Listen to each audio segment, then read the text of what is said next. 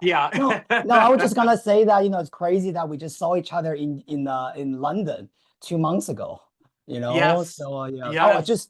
just for our audience, right, who didn't know this, yeah. So basically, I was invited by Watkins Bookstore in Covent Garden, right? And so I sent an email to Elliot and I said, well, I heard that you moved to Bath, to England, right? So can we meet up? Because London is also such a long way, right, for me to visit. So yeah, so Elliot was very kind to come to, you take the train together with Jacob, right? And Yes. yeah, you came to London. We had a lunch. We had a great time, and you also came to the Watkins bookstore. So good. An amazing day, right? Yes, it was so fantastic to be able to meet you finally too, because we've corresponded for so long. But Yeah, it's yeah. just nice to meet in the flesh and actually get to see the person behind these great tarot decks and oracle decks that have been created. All the writing that you've done, I really enjoyed meeting you for sure. And we had a great lunch and a great little tour of Covent Garden, and it was Yeah, lovely. yeah. And the weather became better, actually. Yes. Yeah, yeah. Well, I think you brought the sun with you, so that was good. Oh, thank But you. Yeah. I wanted to talk to you about your upcoming Oracle deck. So could you tell Uh, everybody about that? Because that looks exciting to me. Yeah, so it's a little bit different. Yeah, so this new Oracle deck is called Legends, Heroes, and Villains Oracle, and it's going to be released in August 2025. So we have about 8 months, yeah, time before we see it in on the market. So basically, it took me about a year time again, to do the find a good artist to do the artwork, and I'm the guidebook writer, basically. And this Oracle deck is a little bit different from the first two, which you already have. Oh, So the yes. first, oh yeah, yeah. So Yeah. Celestial Deities and Mythic Heroes, both of them are, based on Greek and Roman mythology. But this new deck is actually based on real history. So we're talking Mm. about the influential peoples in either in modern history, or some of them are actually from ancient history. And the stories about them and what we can learn from their life story. So again, it's very much again about studying the people, right? Either they are heroes or they are villains. But you can also, I believe that our audience will also love the artwork. We can already see the cover of the deck on Amazon now. So if you just Google either my name, or if you Google just search Legends, Heroes, and Villains Oracle on Amazon.com, you will already see it there. Pre-order in the pre-order status. Yeah. Well, that's excellent. Maybe we could put like a link in the description box or something like that so people can just click Yeah, onto yeah. that and see it. But I've gotten a little sneak peek of the art and it's just beautiful. And also the writing is really good. So this is going to be a nice Thank Oracle you. deck for Yeah. sure.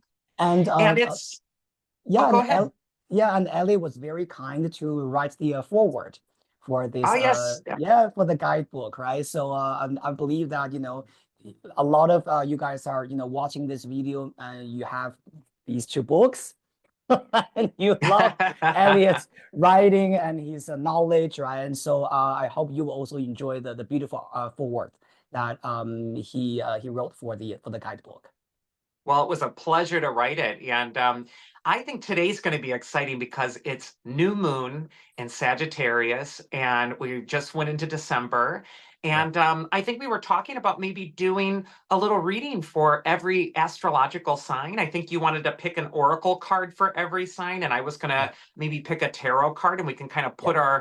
put our message together.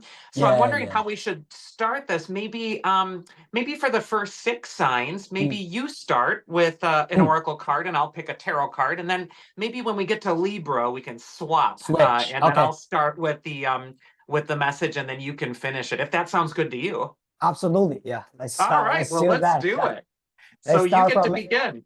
yeah, let's start from Aries, right? So Yes.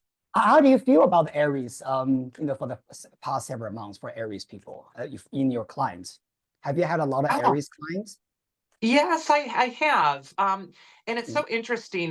But they don't always fit the stereotypical Aries aggressive, Uh-huh. warlike sort of archetype. I have Uh-huh. so many female clients that are Yeah. just the most gentle, almost Uh-huh. even passive sometimes Aries. And I'm like, Uh-huh. that is so interesting. You're an Aries, but usually they have something else in their chart, which is kind of Right. coloring that a little bit more. Maybe a Pisces moon. That could be possible. Yes, or a Yeah. Pisces cusp for sure. But Yeah. yeah, yeah. Okay, so the first card I'm going to pull for all the Aries people, right? We got Vulcan. Uh, Show Ooh. us this card, right? So Vulcan's Greek name is Hephaestus. Right? He was the god of metalcraft and also the god of volcano. Now, my first impression of Vulcan is a very industrious and hardworking god who really worked his way up, right? Because when he was a child, he was abandoned by his mother. And because he was, handicapped and all that, and he was also, ugly, according to some versions of the myth. So I think this energy is usually talking to Aries about the kind of a grounded effort maybe they need to make during this period of time for this new moon in Sagittarius cycle. The Vulcan's about work. It's about forging, right? Step-by-step effort to forge something that we want to create, something that we desire. And so I think this energy is all talking about the work ethics and also a little bit the humility and the patience we need to have in order to get to where we want to be. Yeah. Oh, I just love that. Mhm. And my card for Aries, how appropriate, is the Three of Pentacles. And here we have Love that this. industriousness. We have the craftsman who is crafting the monastery. And how appropriate for Vulcan to be there for Aries, which is that fiery sign. Vulcan is the god of fire, and he Uh-huh. forges that. But then we got this Three of Pentacles, which is a really refined card of Mhm. bringing what you're working on to a Mhm. higher level. So I Yeah. just kind of feel like there's a ton of creative energy for Aries during this new moon in Sagittarius, where you get to really forge your own way into something new or different. And also, when you have the God of Craftsmen with the card of Craftsman in the tarot, there is something that you need to create right now. This is going to be a really good time for you to study, to refine, to bring something to that higher level. But there's Mm. something that wants to be born into the world, and only you can bring it forward, Aries. Beautiful. All right. Second card for our Taurus, right? Taurus. Yes, let's go into So Taurus. we got Eros or Cupid, right? Ooh. The god of love, right? Now, when I see this card, I think of course, love could be part of it, but usually I see this as a social card. Eros Mhm. to me is a little bit like the happy, the joyful god that is always invited to parties, and everyone loves it when Cupid or when Eros is there. So I think this could be a very interesting period of time for Taurus people to social, to be a part of their friends, right? To have a great time. Eros is also talking about using our personal charm and our personality, right, to get what we want. So I think this could be a very good time for them to social, to meet people, to make that to network, right, Mhm. and to have a great time, and not to be overly concerned about their future and things like that. But this month is a month to have a great time. Oh, I love that. I love that interpretation of Eros too. And my card for Taurus is the Queen of Cups. And, to kind of piggyback off of what you were saying with the socializing aspect, the Mm, Queen of Cups is all about connection, making it a mm, mm, heartfelt connection, an emotional connection. And Taurus, that's ruled by Venus, the goddess of mm. love, who's the mother of Eros. Yeah, And I yeah, just get this really motherly kind of loving feeling from the Queen of mm, Cups. So this could be a mm, time to nurture your connections and mm, to also really get insight into what the other needs. The Queen of Cups is very psychic. She's very in tune with mm. what's going on with other people. She's a helper. And so I just kind of feel like there's a support that Taurus is really going to naturally bring or create. And also, Yeah. when we got Eros with the Queen of Cups, this could be a great month. Not always does Eros mean relationships or love, but it could be a great month for you to express your love, show the people that you care about how you really feel about them, Yeah, or open your heart in some way. For me, the yeah. Queen of Cups is all about not living in the cerebral realm, but Mm, allowing your heart to open, allowing yourself to open, be in your yeah. feelings. That's going to be so important. And like Letao was saying, also just letting go and enjoying the company Mm, and just mm. enjoying the party. Beautiful, beautiful. Well, really happy for Taurus people this month. You're right? Lucky. Yeah, they're definitely having some Christmas parties ahead of them, right? Oh wow, next one for Gemini, how appropriate. Oh my God, the Mercury. There we Oh go my gosh, for that's just Gemini. right. Right. Just right. So here's the thing, right? Whenever I see the planet actually shows up for its rulership, right? It usually tells me that these people or the group, right, or the Gemini people are really in their own element. So they are this month, it's really um good for them to be who they are, to really showcase their mercurial qualities. This could be about communication, this could also be about networking and also travel. We literally see Mercury having wings and flying in the sky, and the keyword for this card is travel, communication, and the wish to adapt. So I think this Mhm. month, a lot of our Gemini people might have trips, right, back and forth somewhere. This could also be a good card to encourage Gemini people to really communicate and bring out their sense of curiosity, yeah, about the things they want to know. Oh, I love that. And appropriately, I got the Page of Swords, which is a very Gemini Yeah, sort of card.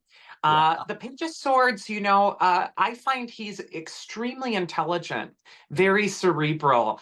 Page of Swords is a sort of person who has everything figured out already.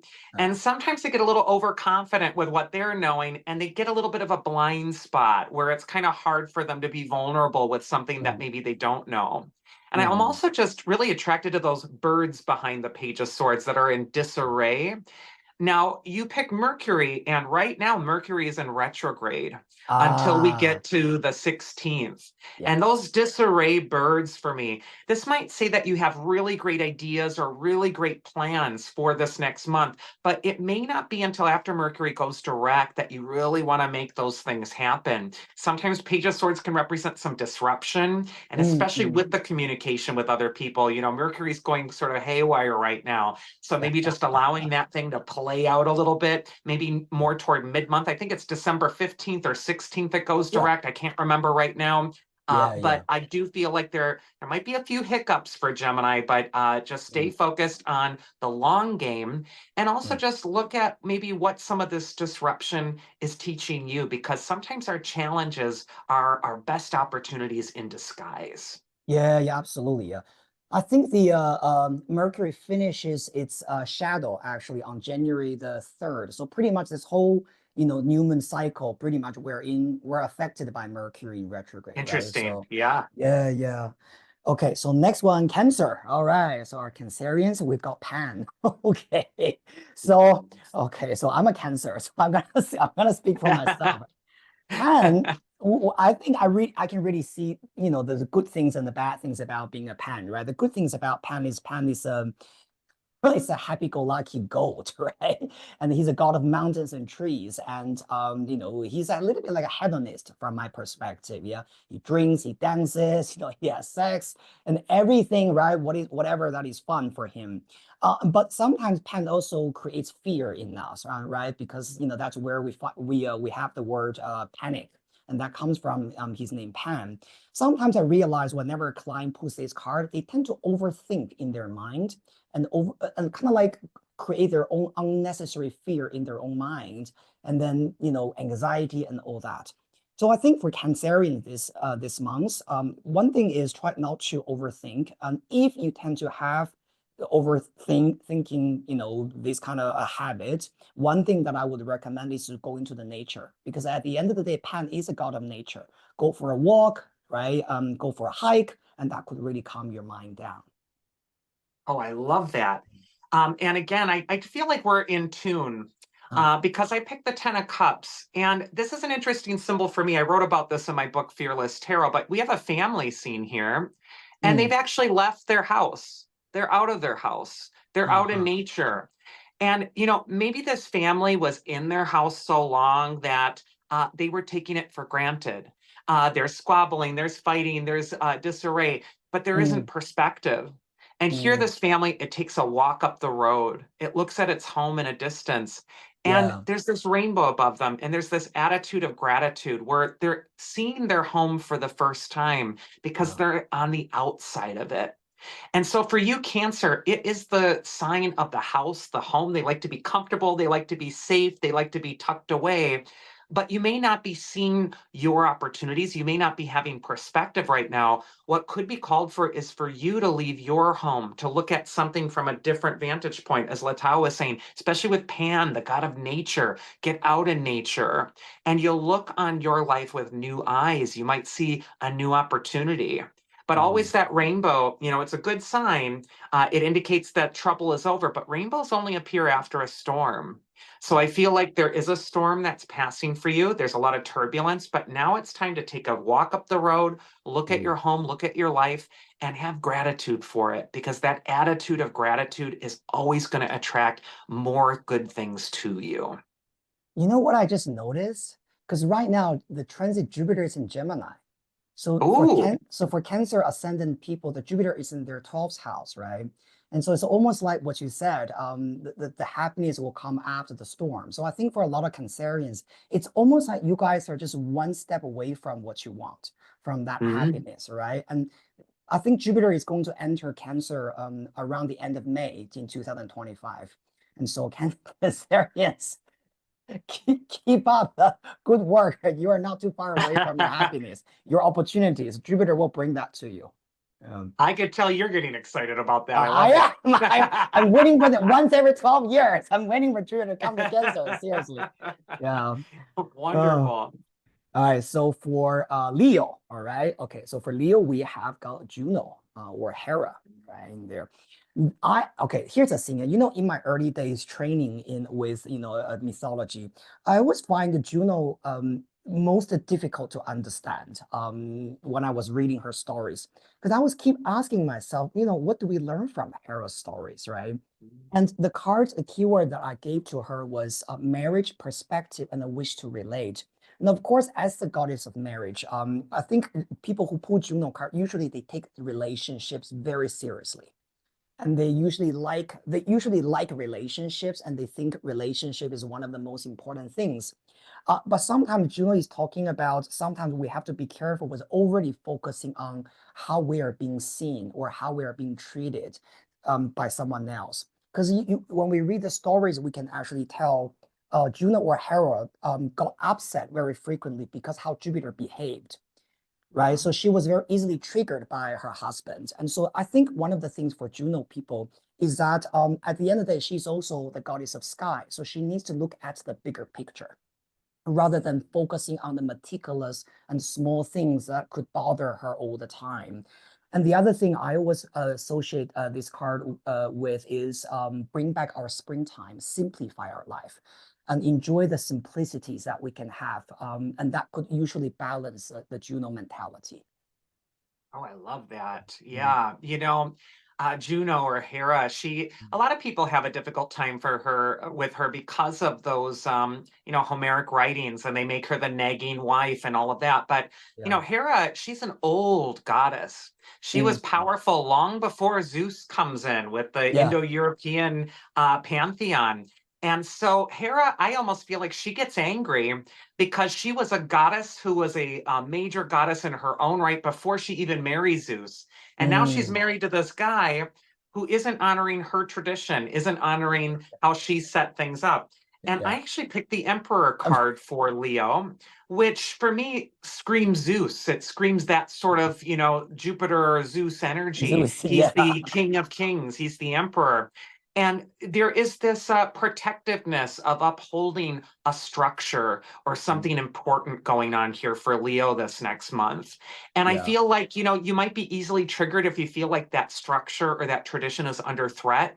And so Mm. the emperor is all about balancing that polarity. We got the wife and then we got the husband archetype Husband. here. We Yeah. got the mother, we got the father.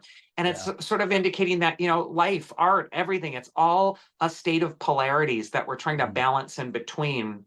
And so Yeah. I Yeah. just kind of feel for Leo, this is going to be a month for you to sometimes fight for what Mm. you believe in. The emperor wears armor under his Yeah. robes. He's a warrior Yeah. and he's Yeah. protecting his realm. And Hera protects her purview, marriage, tradition, those things. Yeah. I feel like this is a month where you do need to fight or stand up for what you believe in.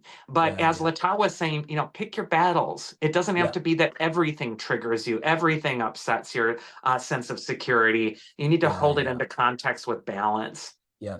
I feel that probably for Leo people, right? Because we do have the husband and wife cards, this is probably saying relationship is going to be a focus for them Oh, yeah, right during this cycle, right? Maybe dealing with a partnership. For some of them, this could be about an actual romantic relationship. For some of them, this could even be about a business relationship, right? And sure, how do sure. you find the middle point, the balance, right, between what I want and what you want?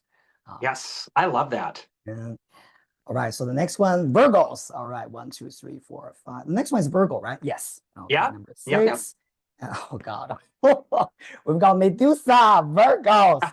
Okay, I have to tell you something. Yeah, and this is a crazy. Because I do also do the monthly reading for 12 zodiac signs on my YouTube channel, and I noticed that whenever I do Virgo, I tend to pull Medusa card, and I tell you what I feel about this. Yeah, it doesn't mean it's bad because I think a lot, including my personal clients, a lot of those Virgo people, they are having a difficult time because of the Saturn transit. Because Saturn has been Mm, in Pisces all this time. So if you're a sun sign or moon sign in Virgo, there are some cleansing you have to do, right? Because of Saturn, what Saturn brings to you. Now, to me, Medusa is really about reflection, right? I think you also talked about Medusa in your readings as well, and I really liked that. I think Medusa is about looking into the mirror. And when we yeah. can really shift our perspectives and understanding what really is going on, we break through and we find the light at the end of the tunnel. And so I don't really see Medusa as a bad card. The keyword that I give is fear, reflection, and the wish to survive. And so the first thing is to get rid of get rid of our fear when it comes to Yes. dealing with our blockages, right? And it's also about building faith and trust, the path that we're walking. Yeah. What do you have? Oh, I love that. Mm, I love the archetype of Medusa. And yeah, a lot of people are terrified of her because, one look from her turns you to stone, it mm, petrifies you, mm, and it can represent our fear and mm. how that can paralyze us and turn us to stone when we're facing it. And appropriately, I picked the Two of Ugh, Swords for Virgo. And mm, we look at this figure on the card, and she's blindfolded.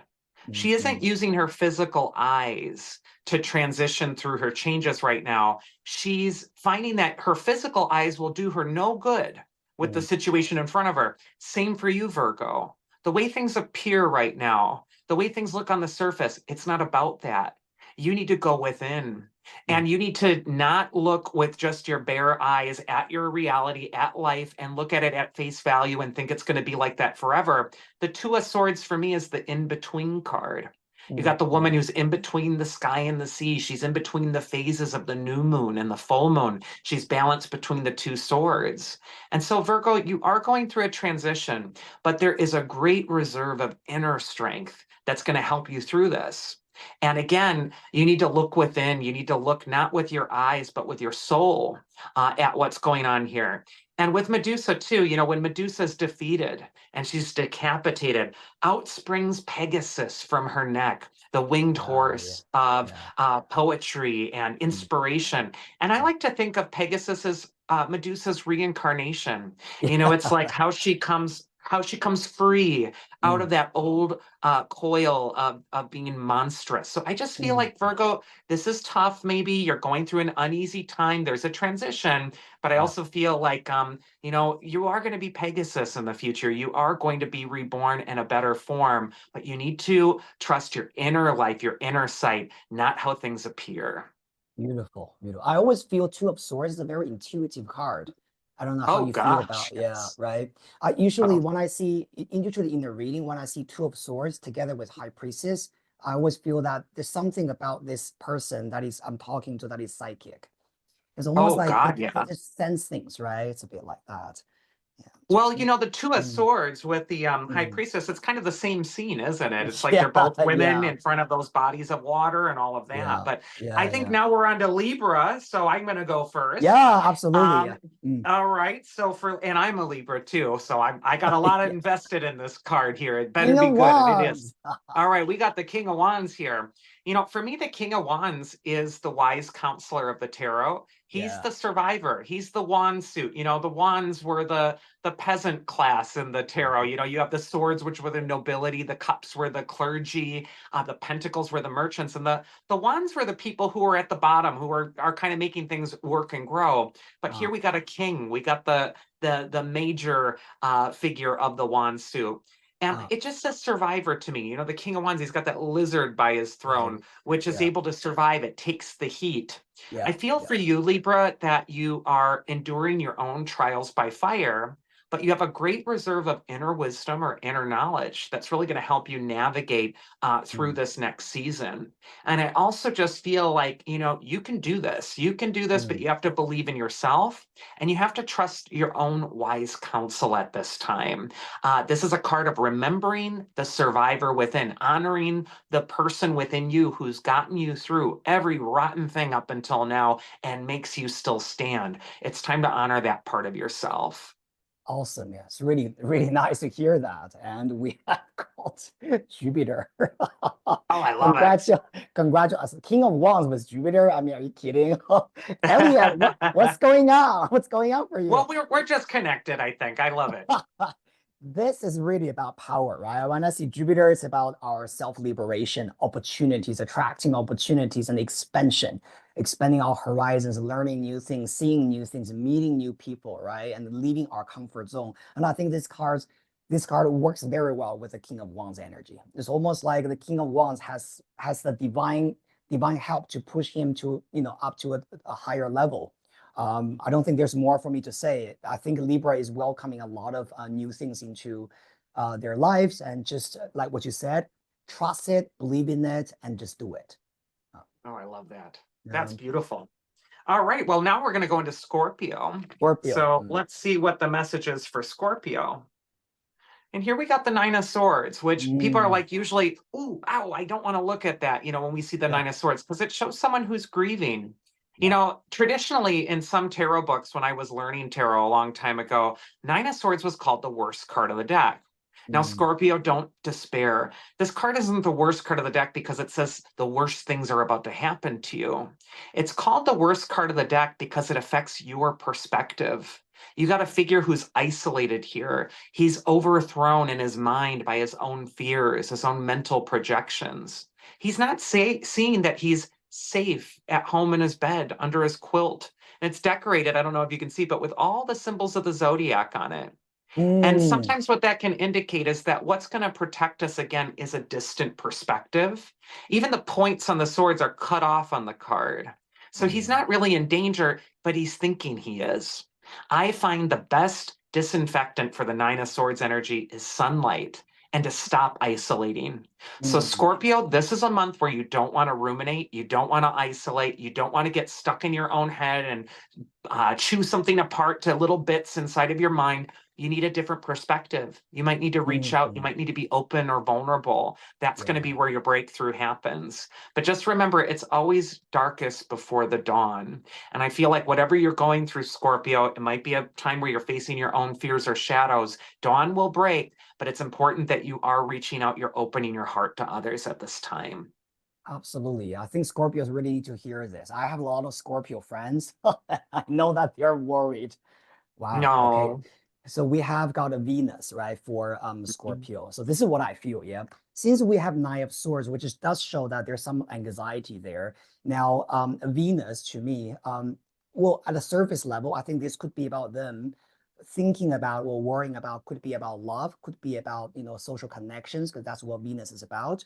But as an advice card, I think Venus is usually telling them that maybe this is a time for them to understand their own beauty, their own value, because Venus is about, Taurus, right? It's about their inner beauty and what they hold important to them. And I think maybe some of the anxiety Scorpio people have is because they're being challenged to really see their inner beauty and their inner value at this moment. And also to respond to what you said about the best way for them to resolve this is to go to the sunlight, right? Venus to me Mhm. rules gardens.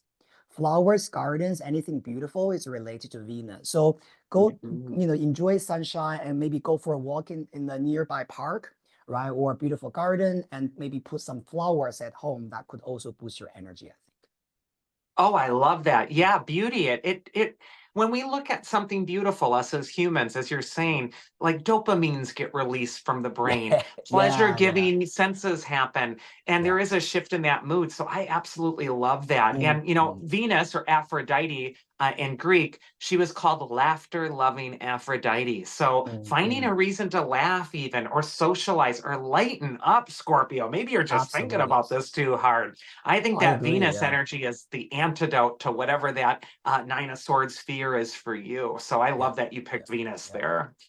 So now we're going to go into Sagittarius, and this is just Sagittarius time. You know, we got Yeah. Sun in Sagittarius, Moon in Sagittarius.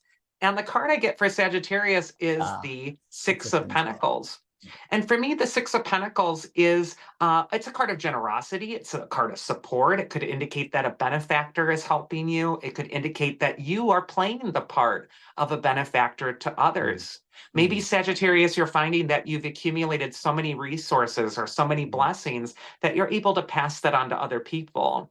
This is a mm, card of karma, too. The figure on the card is holding a set of scales, and he's giving coins to the poor. He knows he's not going to get that money back. They can't pay him back, but he's giving that money away because it's creating good karma for him. He knows mm, that what he gives forward is what he's going to receive in time. And so, yeah. Sagittarius, I just kind of feel like this is a time to be very generous of spirit. Sagittarius is known as a very generous sign. This could be a time to Mm, be very warm hearted, open, caring, all of those things. But I feel like whatever good you're doing for others, it is going to come back to you times three. So, this is a great month to think about how do you serve? How do you help others?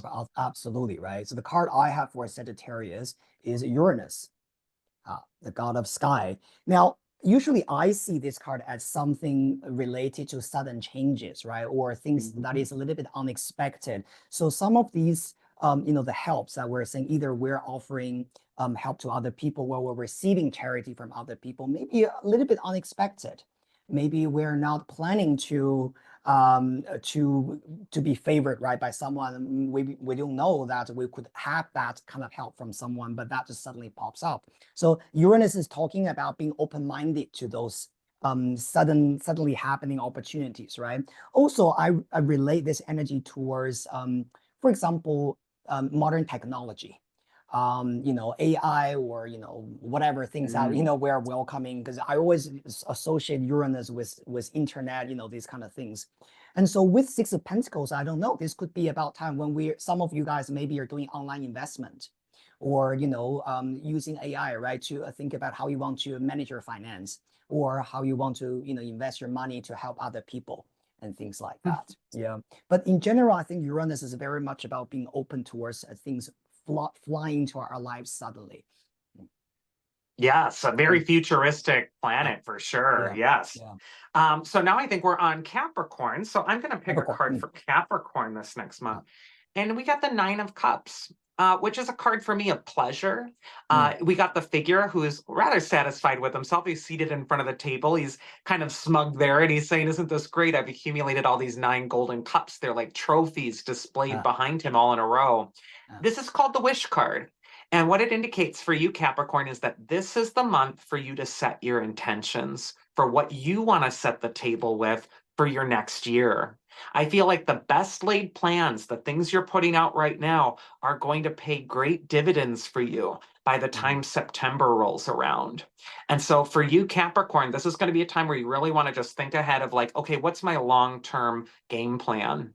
But this mm, is also a card of enjoying the banquet that's in front of you right now. Capricorns are known for being hardworking, they're Saturn ruled, they're constantly driving themselves to better themselves. Sometimes the Nine of Cups is like, hey, relax. It's very Dionysian. It's like, yeah. let's just let go and enjoy what's in front of us right now instead of constantly striving Yeah, for some future happiness. yeah, I feel like you yeah. need to be aware of the moment, Capricorn.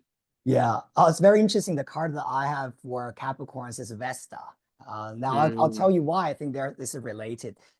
One thing I remember about Nine of Cups, that when I was studying with my tarot teacher, is I used to see this card as a card of healing as well, Mm. because I noticed that in my reading session, whenever a client is going through a healing period of time, and of course, temperance would show up as a healing card, but also Nine of Cups. And so I do Mm. feel that because Vesta is also related to healing, right? So I do feel that a lot of Capricorn people are maybe healing from something.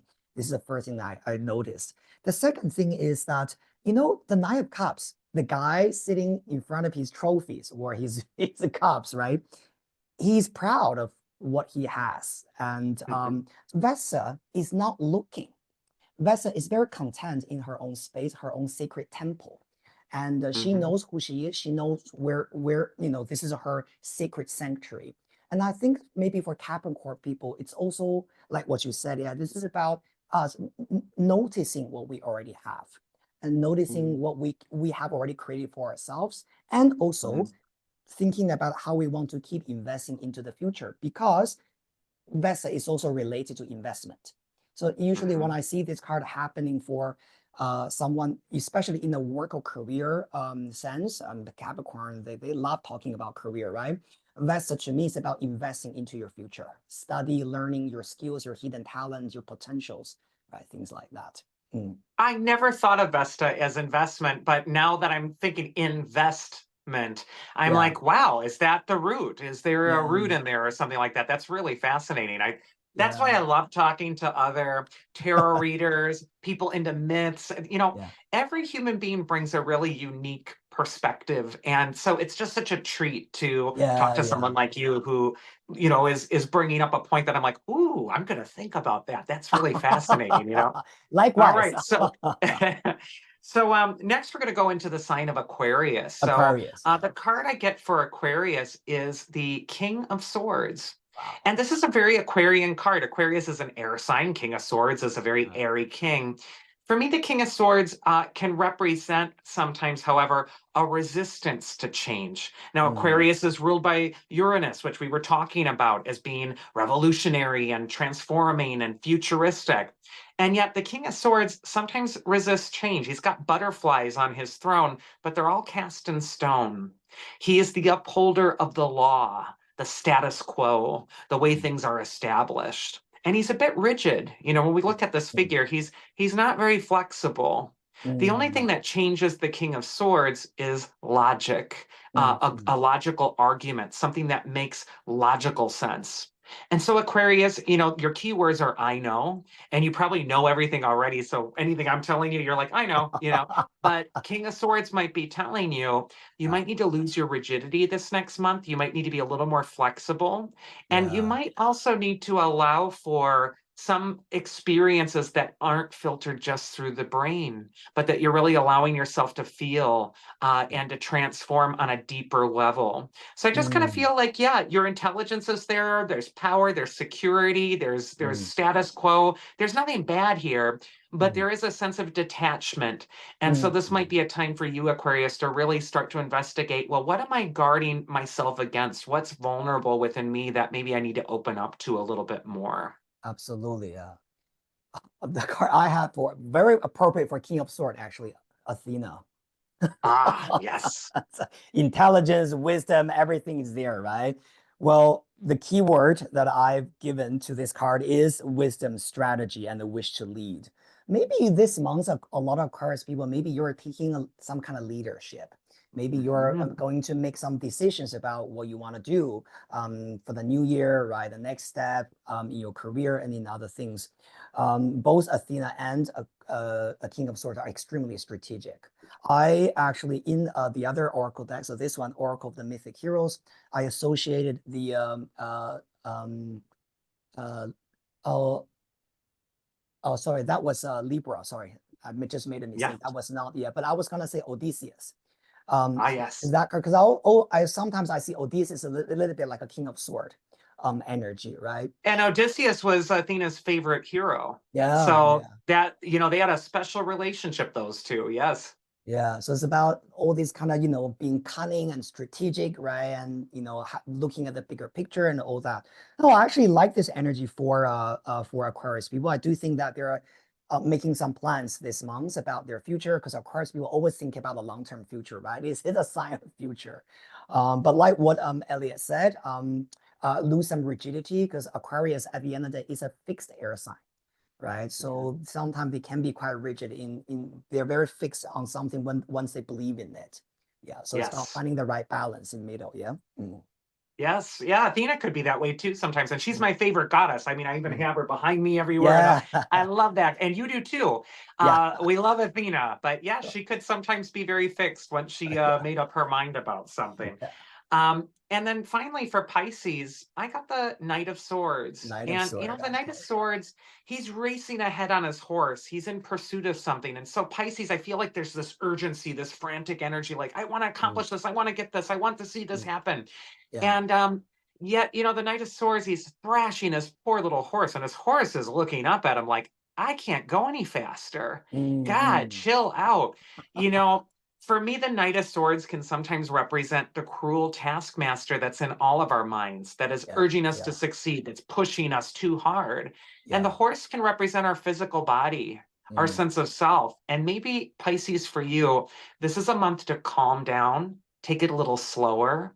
There's a lot of intensity around you, but you need to be kind to yourself. You need to be kind to your body.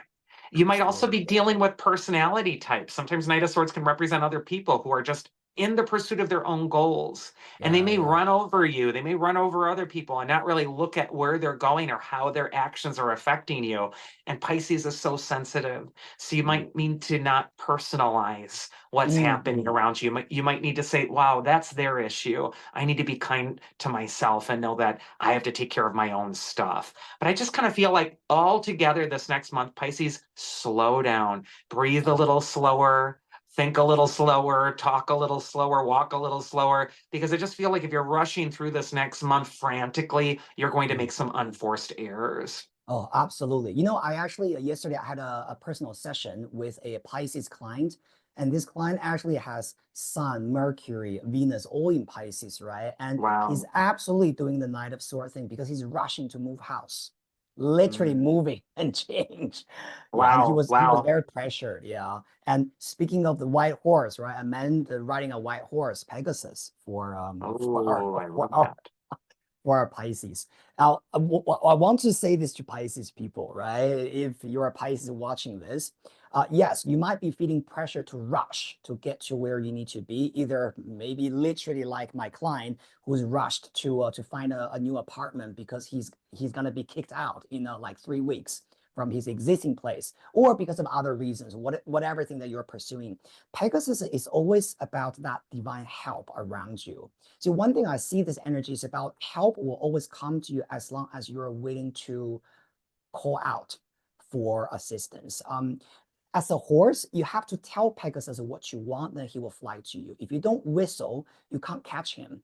And actually, Mm. right, even for Bellerophon, Athena had to teach him how to catch Pegasus. So Pegasus is Mhm. not something that will just naturally come to you. You do have to catch him. So usually when it comes to this kind of help, I'll tell Pisces people, don't hesitate to ask for help, to tell people what you Mhm. need and what you want, specifically during a Saturn transit year when you're having this heavy Saturn energy over your head.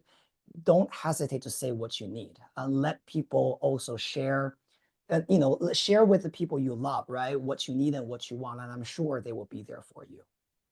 Oh, I just love that message. And I think this was just so much fun to do with you today. And I hope everybody found it useful. And if you enjoyed the Oracle deck that Letao was using, it's the Oracle of the Celestial Deities. It's available now. It's a great deck. And, I pick a card every day as well out of this deck, and it informs my daily, meditation and how I'm just kind of approaching the day and what I'm going to be keeping in mind for that day. And today, appropriately, I picked the moon card with Yeah. Artemis on it, and it's the new moon. And I thought, well, Newman. there we go.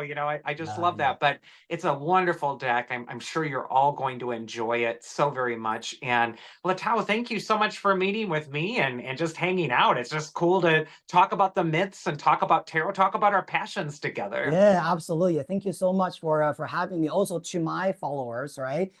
If you're looking for a good tarot book, this is Fearless Tarot, one of my favorite tarot books out there in the market. And actually, when Elliot was in London, right, we were in Watkins bookstore, and we actually find it right on the bookstore. Oh, And I know. I Elliot, was so happy. I said, yeah, my book's here. yeah, Yes. yeah. Elliot was like, maybe it's not here. I said, I'm sure it's here. I mean, come on, it has to be here. So yeah, for all my followers, if you love tarot, right? I mean, I don't have tarot decks, but if you learn tarot, definitely this is the go-to book. And I think this card really delves into, how you can read tarot fearlessly, because a lot of you guys, right, you might have a little bit worry about, the scary cards, but this book is the one for you if you have that kind of concerns when reading cards. Right.